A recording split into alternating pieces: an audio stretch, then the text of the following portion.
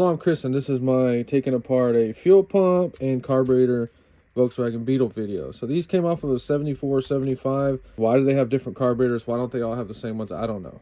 So I'm not sure what year this is exactly. When you look up these Beetle fuel pumps, there's about 3 or 4 different kinds. So this did come off of an alternator car. I'm not sure if that little shaft is different on it, but there's a gasket. I think somebody in a video was saying if you have one of these to keep it. Are these rebuildable? Let's find out. Oh, 2 little baby screws, some kind of cover. Let's get this out. Already loosened that up. Of course somebody did that. That's not original. So I don't know if you can see. It's just like a little piston. Looks like one of those magnets on a stick. It doesn't do anything. It's stuck. This is just some type of cover with a filter in it. All right, that's actually really cool. And you can see it's perfectly clean. What does that tell you? So if you follow my channel, it tells you that that Beetle engine was rebuilt and they took the time to clean the fuel filter out. Okay, this is not rebuildable. This is stamped across right here. I don't see what the point of saving that is. This filter right here, an inline filter, works just as good as that. Should we cut this thing open? Yeah, well, let's take the carburetor apart and we'll decide that. So far, this is just trash. So this is the car that water had went in there and locked the engine up. It doesn't take much water, and as you can see, it's not that bad. First thing on the carburetor, you always want to check the throttle. If this thing is screwed up, just throw the carburetor away. You're looking for that little ring where it seats in there. Then you have engine manifold vacuum ports right there. Then you have a hole that's usually by the little butterfly. That's your ported vacuum. It goes to your distributor on your Advance. And then you're inspecting the base plate. Everything looks fine on this one. The choke, I live in Houston, Texas. I don't run a choke, but if we can get it working, we'll use it. And then you're looking for your accelerator pump. This one has this different style right here. And as you can see, it's stuck.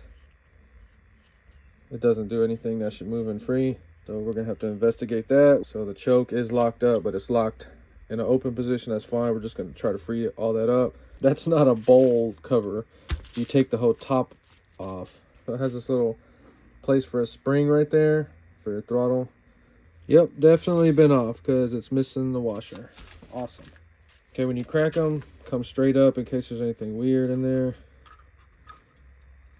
Try not to destroy any gaskets in case you have to match them to new ones. Always check that float, make sure that feels right and loose. Feels good. We have a needle on the seat that's still moving around in there. That's where your fuel comes in. Oh, that looks good. So this is your accelerator pump. Make sure it has a spring on it. That's good.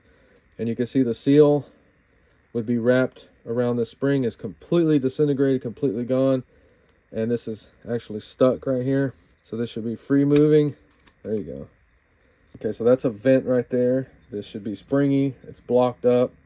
That can actually cause the fuel to kind of create a vacuum in there. It's kind of like if you take your straw with your soft drink and you put your finger and you pull it up and the drink just stays in the straw. That's what this is going to cause right here. So this car was not running at all. Total failure. So this one spun a rod bearing. So of course this could have happened while it sat up for, I have no idea how long it sat up. Okay, this vent needs to be inspected. What does this screw do? I don't know. Oh, I guess it holds it in. Vent was completely 100% blocked. This thing was running like trash. Okay, so when your vent is blocked like that, your car is not running at all. So then we figure out what we're gonna put in the Barry McKim dip. I've had this stuff for many, many years. See, this plastic thing right here is not harmed by this stuff, the basket. But still, I'm a little scared to put this foam float in there, so I'm gonna leave this out. You just put everything in the little basket like that. Okay, and then, so on the carburetor, we don't have to dip this top part. We just need to free that shaft in there and clean it up. So that booster right there, the fact that we can't take it out, we have to dip this carburetor 100%. We're gonna dip it for about an hour or 2 like that. So do not put this in the Barry McKim dip. This is your idle shutoff. It's just a solenoid that when it's energized, it runs electricity in a coil, magnetizes the center, as we can demonstrate right here. When it's not energized or keys off, it shoots that little plunger out, and it's gonna block the fuel.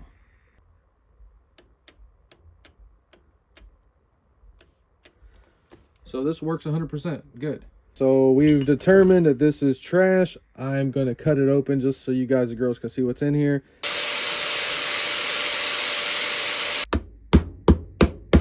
See, that's why you can't rebuild these, because it's actually stamped and pressed on there. So then we just pull that up so you can see it firsthand. So whenever you looked in that little window, we saw that little thing that looks like a magnet. It's in there like that, and that little fuel pump rod is going to be making it do that. And it's just going to be going back and forth. And it's just creating pressure on one side and then suction on the other side. So it's constantly just sucking in pressure, sucking pressure, sucking pressure. This is just like the consistency of a bicycle tire, maybe a little thinner. All this is doing in there is just pushing this little diaphragm back and forth just a little bit. So it's sealed off, and if this thing is going down, it's going to be sucking out of the gas tank or the fuel line. So it's going to suck a little bit, and then it's going to push up a little bit. So it sucks some in, and then when it goes up, it pushes it out. It's just a positive displacement pump. And then they have these check valves on there that are calibrated just in the right way to build that pressure that it needs, which I think is like 3.5 psi. So the one check valve is going to fill this cavity up, and then the other check valve is once it gets that 3.5 psi, it's going to release that. And it's mechanically calibrated. It should work, but that's why these things are kind of like and a lot of people hate carburation. It's not because of the actual carburetor, it's just the system in its entirety.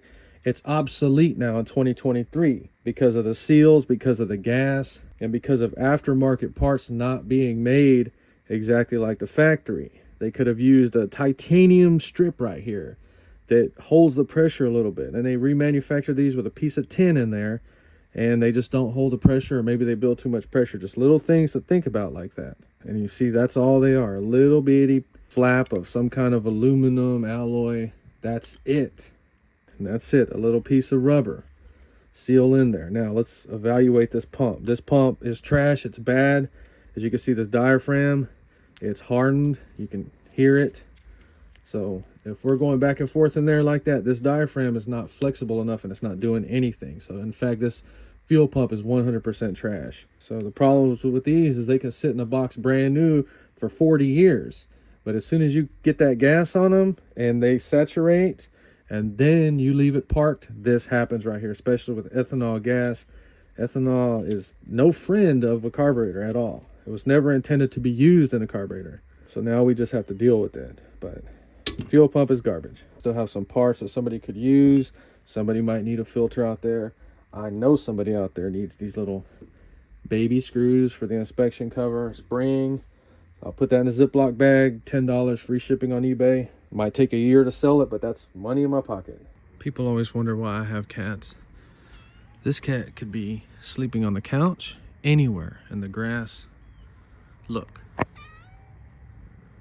He's sleeping on a pile of rusty screws. Are you okay?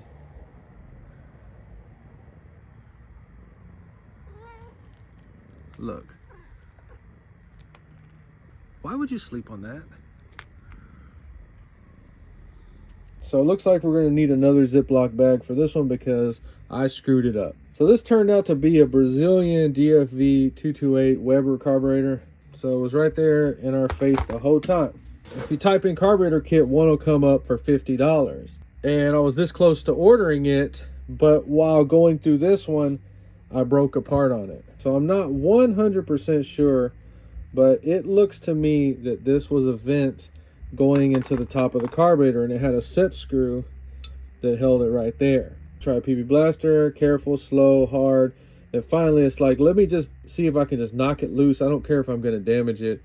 And you can see that thing is stuck in there 100%. It should have moved out just a little bit. So I completely destroyed it. And that's how this car stuff goes down sometimes. All right, you see it's not even running through.